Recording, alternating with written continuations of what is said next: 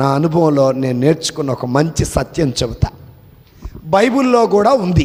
ఏంటంటే, నరులను నమ్ముట కంటే ప్రభువుని ఆశ్రయించటం మేలు. ఇది వాక్యం.